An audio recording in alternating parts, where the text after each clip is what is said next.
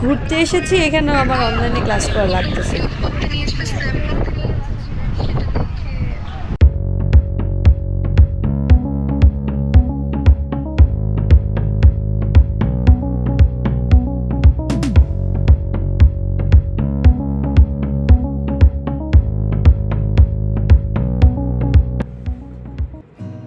Hello, আসসালামু আলাইকুম viewers, আপনাদের সবাইকে আমার নতুন ব্লগে স্বাগতম।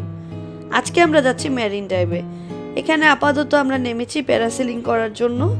সামনে গিয়ে দেখতে পারবো প্যারাসেলিংয়ের সিচুয়েশনটা কি। যেহেতু বাতাসের গতিবেগ অনেক বেশি, হালকা হালকা ভয়ও লাগছিল, তারপরেও আমরা সাহস করে গেলাম দেখার জন্য।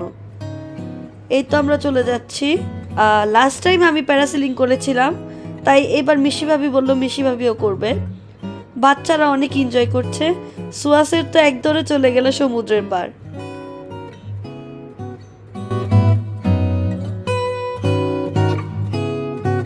কক্সবাজার আসার আগে আমরা ভয় পেয়েছিলাম অনেক, ভেবেছিলাম অনেক বেশি গরম হবে, বাট আলহামদুলিল্লাহ এত বেশিও গরম ছিল না।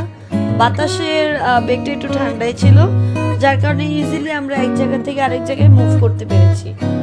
এই তো সুহা চলে যাচ্ছে বিচের দিকে।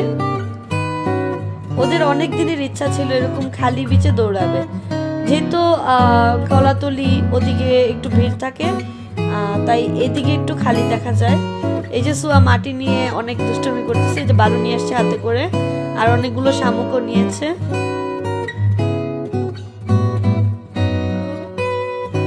আমি এর মধ্যে প্যারাসেলিং এর লোকের সাথে কথা বলে আসি। ওরা বলছিল এখন আপাতত প্যারাসেলিং হবে, ওয়েদার নিয়ে কোনো ইস্যু নেই, বাট সিরিয়াল অনেক বেশি, অ্যাটলিস্ট আমাদের 1.5 ঘন্টা অপেক্ষা করতে হয়। তো আমরা চিন্তা করি 1.5 ঘন্টা এখানে অপেক্ষা না করে অন্য স্পটগুলো ঘুরে আসি। সো এখানেও কিছু সময় ব্যয় করলাম বাচ্চাদের জন্য, যেহেতু ওরা অনেক এনজয় করতেছে। প্লাস ফুপ্পিও ভাবলো বাইকে উঠবে, স্যান্ড বাইকে। সো ফুপ্পি ওখানে অপেক্ষা করছিল স্যান্ড বাইকে ওঠার জন্য। বাচ্চারা যাবে, তারপর সবাই মিলে একসাথে উঠবে।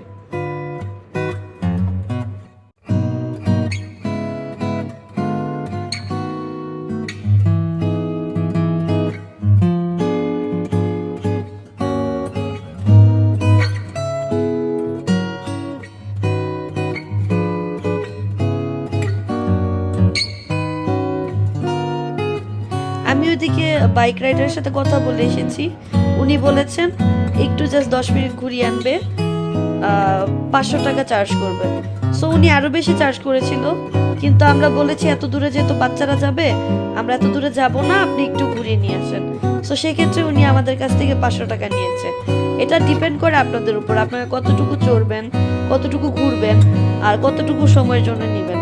যেহেতু আমরা কম সময়ের জন্য নিয়েছি, তাই আমাদের 500 টাকা লেগেছে।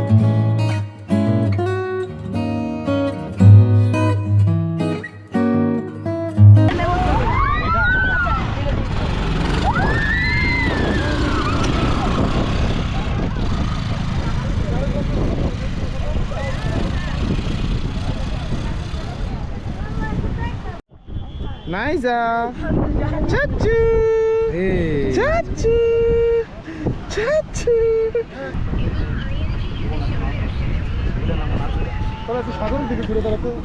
ওরা বাইকে রাইড নিতে নিতে আমরা কিছুক্ষণ ফটোশুট করি। এখন ওরা চলে আসতেছে।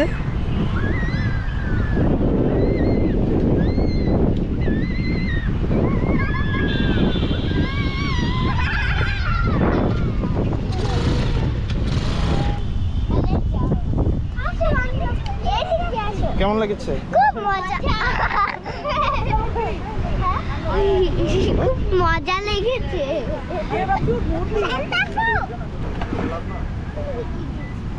এখন আমরা চলে যাচ্ছি কায়াকিং করার জন্য। কায়াকিং করার ইচ্ছা সাদাতার প্রাপ্তির অনেক দিনেরই।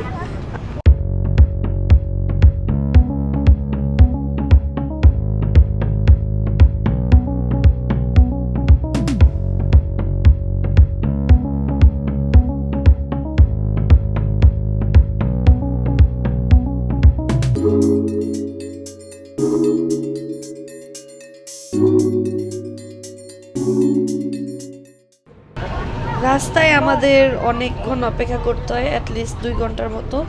এত বেশি জ্যাম ছিল, তাই আমরা কাইকিং এর প্ল্যান বাদ দিয়ে চলে এসেছি খেতে। কারণ বাবা ফুপ্পিদের অনেক ক্ষুধা লেগেছিল। আমার কন্টিনিউয়াস ক্লাস চলতেছে, যেমন আমি দুপুর 2টা থেকে ক্লাস করা শুরু করি, অ্যাটলিস্ট আমার 5টা পর্যন্ত ক্লাস করা লাগবে।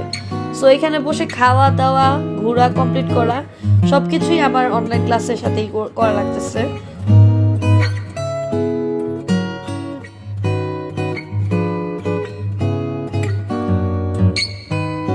সত্যি বলতে এখানে এসে আমার মনে হয়েছিল আমি থাইল্যান্ড চলে এসেছি। এত সুন্দর পরিবেশ, এই যে দেখুন সূর্যের সাথে সমুদ্র একত্রিত হয়ে কত সুন্দর একটা ভাইব দিচ্ছে। আর যেহেতু আমরা সবাই মিলে এসেছি আমার অনেক ভালো লাগতেছিল। আর ফুপ্পিরা আমার সাথে বসেছিল, ফুপ্পি নাইট বা মিশি ভাবি। তো মিশি ভাবি অর্ডার করেছিল চিকেন, আর ফুপ্পি হচ্ছে মাছ অর্ডার করেছিল, কোরাল মাছ। সো ফুপ্পির খাবার চলে এসেছে, আমার খাবার এখন আসেনি। এদিক দিয়ে বৌমা সুহাসেরকে খাইয়ে দিচ্ছে। সুহাসেরকে খাওয়ার পর আমার খাবার চলে আসে। আমি ক্লাস করতে করতে আমার খাবার খেয়ে নিই। এরপরে আমি চলে যাব বিচের ওদিকে। খাবারটা অসাধারণ মজা ছিল। বারংবারের মতোই আমি চিকেন স্টেক নিয়েছিলাম, যেটা হচ্ছে চিজ দিয়ে নেওয়া। আর আপনারা অবশ্যই এসে সি মাউন্টে এই প্ল্যাটারটা ট্রাই করবেন। আর যদি বাংলা খাবার পছন্দ করে থাকেন তাহলে বাংলা খাবার নেবেন, কেননা ওদের বাংলা খাবারও অনেক মজা। এই তো আমি চলে এসেছি বিচের পাড়ে। সুহাসের ওখানে বালু নিয়ে খেলা করছিল আর স্যান্ড ক্যাসেল বানানোর ট্রাই করছিল। সুহাসের অনেক এনজয় করেছে ওর ফুপ্পি আর চাচুদের সাথে।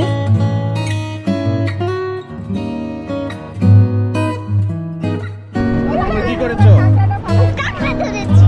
কি কাঁকড়া? বেবি কাঁকড়া।